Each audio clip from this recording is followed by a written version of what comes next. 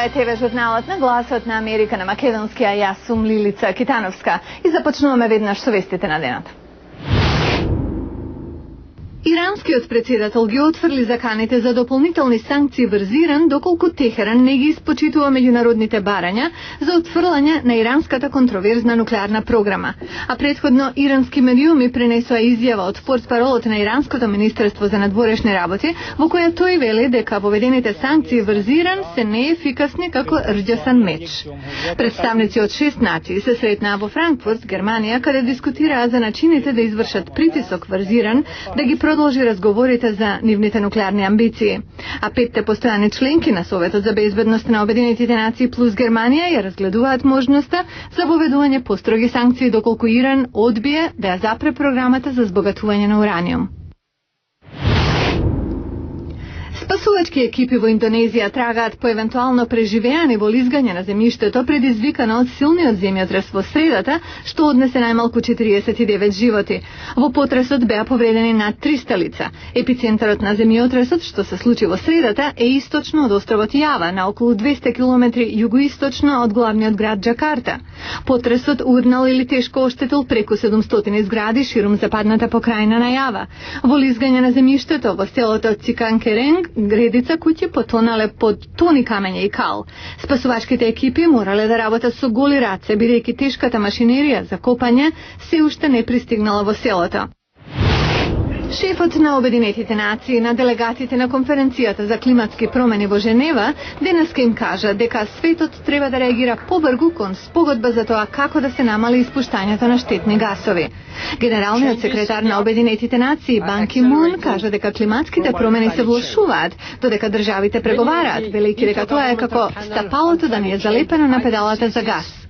Тој рече, ни треба брз напредок за да постигнеме договор до декември, кога државите од светот треба да се сретнат во Копенхаген за договора што ќе се однесува на справување со климатските промени. Бан кажа дека климатските промени може да креираат економска катастрофа.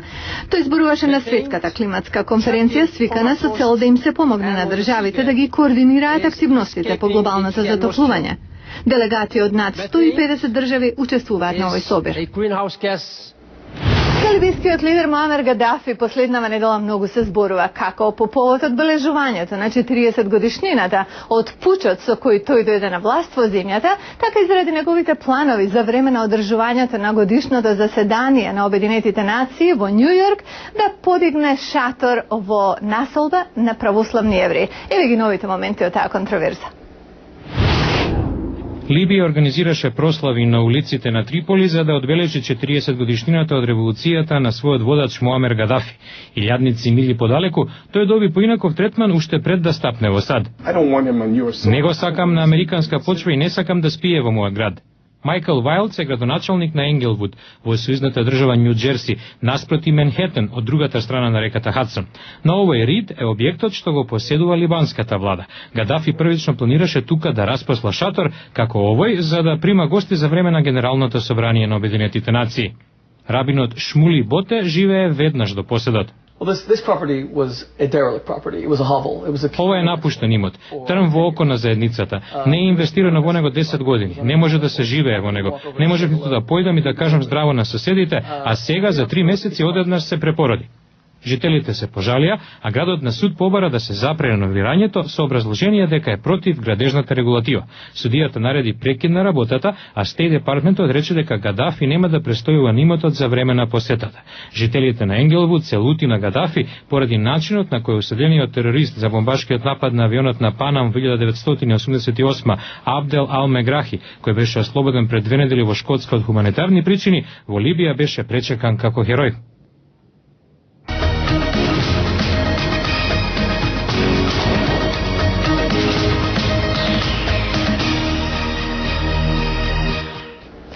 Проблемот на заштита на сведоци во Соединетите Американски држави постои одамна, но сега сојузната држава Мериленд се обидува да стори нешто повеќе за тоа. А за тоа каков е животот на сведоци, особено во случај на убиство, ќе ви покажеме преку пример. Туку што венчани само што почнале заеднички живот. Тој бил успешен музички продуцент Реймонд Браун, познат како Скоти Битс. Почнале да планираат семејство. Но една ноќ група млади момчиња се обиделе да го украдат нивниот автомобил пред куќата каде живееле во предградие на Мериленд. Кога Реймонд им се спротивставил, го застрелале.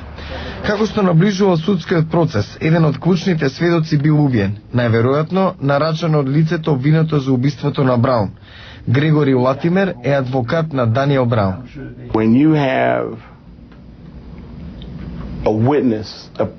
Кога главниот сведок е убиен среде обвинителниот процес, тоа е катастрофално, затоа што го става обвинителот во позиција да почне од почеток.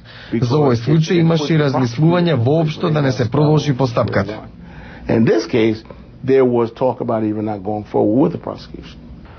Заплашувањата и убиствата на сведоци стана алармантна појава во областа на Вашингтон. Постои програма за заштита на сведоците, но заштитата е недоволна. Само од почетокот на годината најмалку 3 лица сведоци се убиени по улиците на градот. Државниот обвинител од општината Принц Џорџ во Мериленд, Глен Ајви, вели: идејата е да се острани охрабрувањето за застрашувањето на сведоците, зашто сведочењето секако ќе биде презентирано на судењето. Државните и локални обвинителства се под силна критика што не успеваат да се грижат за безбедноста на сведоците, но Ајви вели дека во Мериленд тоа не било случај. Сведоците биле релоцирани, но потоа намамени да се вратат во старите населби. Затоа тој вели дека клучот е да се остане подалеку од луѓето кои сакаат да те убијат. Не верувајте, вели, дека го промениле мислењето, не е безбедно да се вратите во стариот кварт. Особено во такви квартови, вели тој, има силна верзија спрема подкажувачите. Даниел Браун ги видела луѓето кои го краделе нивниот автомобил. И покрај новата програма за заштита на сведоците во Мериленд, таа вели дека живее во страв и се крие. Не знам дали некогаш ќе се чувствувам безбедно, вели таа. Незиниот сопруг бил убиен пред 3 години. Почетокот на судскиот процес по случајот е закажан за март 2010.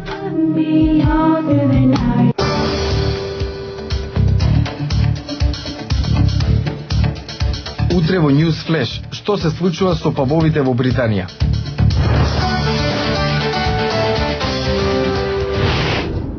И дојдовме до крајот на нашата емисија News Flash. Поздрав од Гласот на Америка на македонски јазик од Вашингтон. Јас сум Лилица Китановска. До гледање до утре.